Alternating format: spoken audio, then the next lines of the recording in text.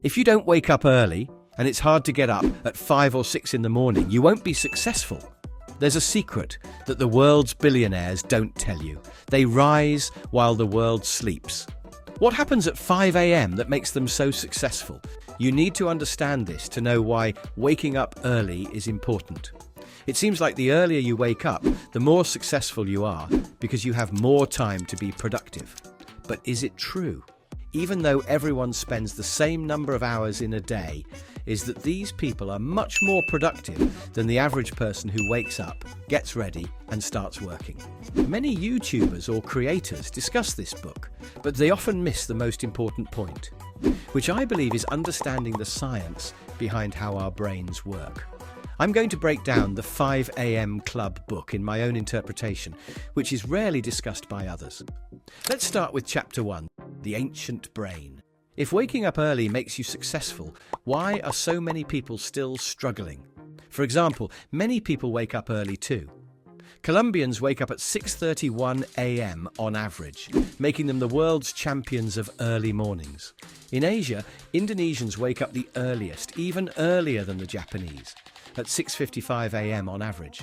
So why are they less successful despite waking up so early? It turns out that the issue isn't about waking up early. I, myself, am not a fan of waking up at 5 or 6 in the morning. It's not about the time, it's not about having more hours to work. There's a secret to what successful people do in the morning that 95% of others don't do despite waking up early. You need to understand that if you are lazy, don't want to try new things, or don't want to take risks, it's not actually your fault. We have a natural drive from our DNA. If you think about it, our modern lifestyle is relatively short, maybe only a few thousand years, but the evolution of humans and our brains has been happening for much longer.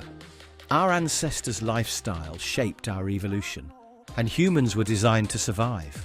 Our brains are designed not to grow, not to step out of our comfort zone, not to take risks, but to avoid any risk to ensure survival, seeking safe paths. This is counterproductive to the advice given by all successful people in the world, but this is how our brains work. And in this book, it explains that our brains have two fundamental parts: the ancient brain, shaped by long evolution, and another part called the mastery brain. The mastery brain is the part of the brain that has developed to dream big, be productive, step out of the comfort zone, and take risks. It's the part responsible for high-level thinking and creativity. The secret of this I will discuss in Chapter 3. So you could say these two parts are like yin and yang. On one side, our long evolution shaped us to survive, but the modern era is different. We are no longer required to think about how to survive every day. In the past, we had to be cautious about getting attacked by animals. Now, society demands that we grow. This part of the brain is a minority. When we talk about the journey to success, there is a component of growth, stepping out of the comfort zone and taking risks. And there's a productivity component, because everyone only has 24 hours. How do some people spend 10 hours working, but produce 3 or 4 times the output compared to others?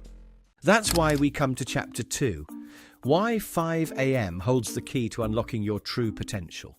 Simply put, I don't agree that waking up at exactly 5 a.m. makes people successful, because I myself don't wake up at 5 a.m. I wake up maybe at 6 or 7 a.m. I make it a habit to exercise first, then plan my day. Most people mistakenly wake up early to have more time to work. The reality is that Indonesia is the earliest rising country in Asia, yet why they are not always the most productive. The concept of the 5 a.m. club isn't about the time itself. Going back to the stories of CEOs who wake up early, most of them do it to have me time, a time for themselves. In the book, it's referred to as having fewer distractions. Most successful people need to be ahead of others. That's why there's a saying, the early bird gets the worm. But the mistake is waking up early to work more hours. This is interesting because this book explains why successful people wake up at 5 a.m. Even though I find it hard to believe that waking up at 5 a.m. alone makes someone successful, if you look at high achievers like Apple's CEO Tim Cook, who wakes up at 3:45 a.m., Disney's CEO who wakes up at 4 a.m., and Nike's CEO who wakes up at 4:45 a.m. There are habits they follow described in the 5 a.m. club that are practiced by the minority 5% worldwide. The secret is here. We enter Chapter 3, the 20-20-20 formula. To develop mastery of the brain and be more productive than the majority, you only need 1 hour of habits to make your brain much more productive than others. The 20-20-20 formula means 20 minutes exercising, 20 minutes self-reflecting, and 20 minutes growing. Let me explain the first 20 minutes. Why should we start with exercise when we wake up? Not eating, not showering, not reading, not journaling, because our body has a quota of the hormone cortisol, or stress hormone. If our cortisol levels are high, we can't think productively. So exercising in the morning is aimed at controlling that by releasing dopamine. Studies show that people who exercise in the morning have much lower cortisol levels. And the premise is simple. That's the first warm-up to make our brain more fluid for doing or thinking productively. And since exercise naturally involves expending energy and sweating, the result is we feel calmer and more focused to move on to the next 20 minutes. This part is more about activating our mastery brain. Self-reflection such as meditation, or more practically journaling.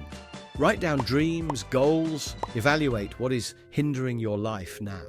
The goal of these 20 minutes is to truly know yourself. Now we move on to the last 20 minutes. Here, it's simple. Don't start working right away. Don't start focusing on something immediately. In the last 20 minutes, we feed our brain.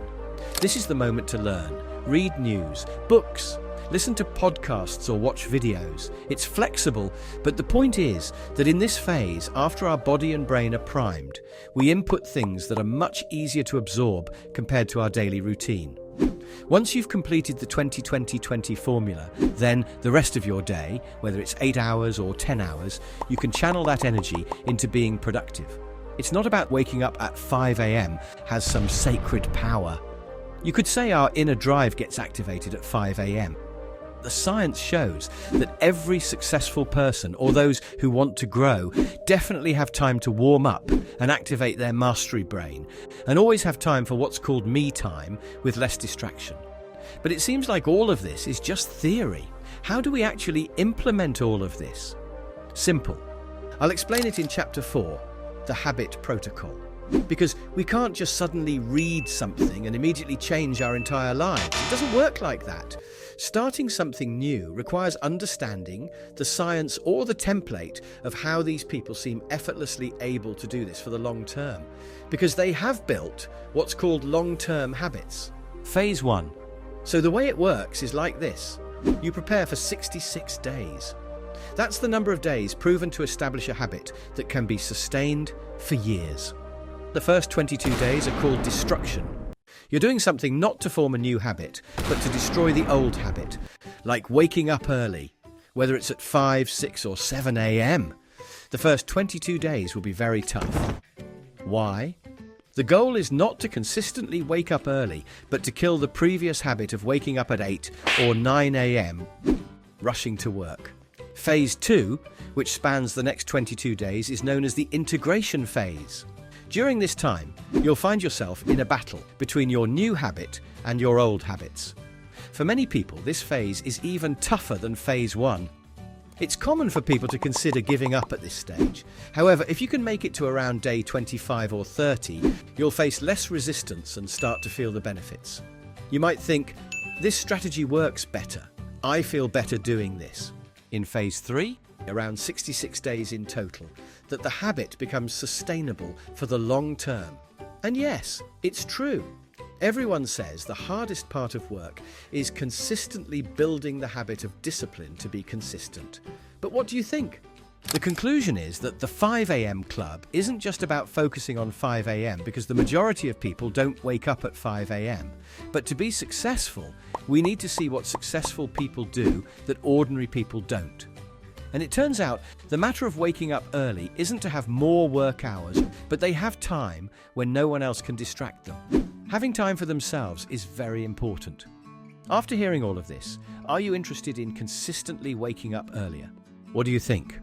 If you have any books you want me to review and explain in my own way, I want you to leave a comment down below and share what your experience has been with waking up early. And go ahead, check out this video here if you'd like to know about other books I discuss that can change your life. The more you can have singular focus on the task you're trying to accomplish, the more you're going to win in life. Remember, your life will not change until you change your daily actions. I'll catch you guys in the next video.